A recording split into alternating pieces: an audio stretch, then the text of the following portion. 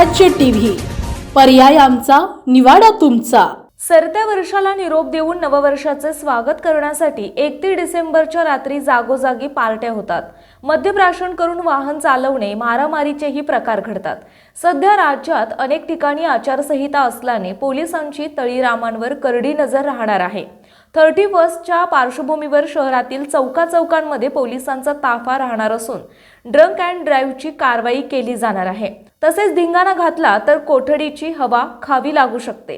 बुलढाणा जिल्ह्यात वर्षाच्या शेवटच्या रात्री नववर्षाचे स्वागत करण्यासाठी सर्वत्र जोरदार तयारी सुरू आहे। मात्र या उत्साहाच्या आड होणारे गैरप्रकार, मद्यप्राशन करून वाहन चालवण्याचे प्रकार तसेच नुकत्याच पार पडलेल्या निवडणुकांच्या पार्श्वभूमीवर यंदा पोलीस प्रशासनाने विशेष खबरदारी घेतली आहे।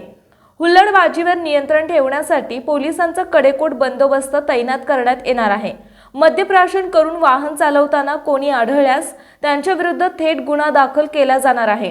नगर परिषद निवडणूक निकालाचा उत्साह अद्याप कायम असून राजकीय कार्यकर्ते आणि इच्छुकांकडून मोठ्या प्रमाणावर पार्ट्यांचे आयोजन होण्याची शक्यता आहे। त्यामुळे यंदाचा 31 प्रशासनासाठी अधिक आव्हानात्मक ठरणार आहे। तसेच नववर्ष साजरे करताना राजकीय पराभवाचा वचपा काढण्याचे प्रकार घडण्याची शक्यता नाकारता येत नाही। या पार्श्वभूमीवर पोलीस प्रशासन अलर्ट मोडवर राहणार आहे। डिसेंबर जवळ आलेला आहे, तरुणांमध्ये उत्साह असतो। कशा प्रकारचा पोलीस बंदोबस्त आहे? 31 डिसेंबर 2025ला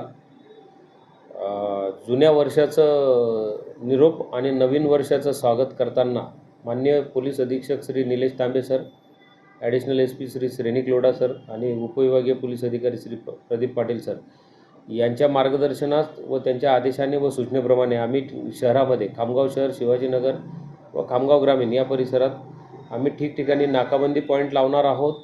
माननीय पोलीस अधीक्षक सरांनी ब्रेथ ॲनालायझर मशीन देखील आम्हाला पुरवण्यात आलेले आहे।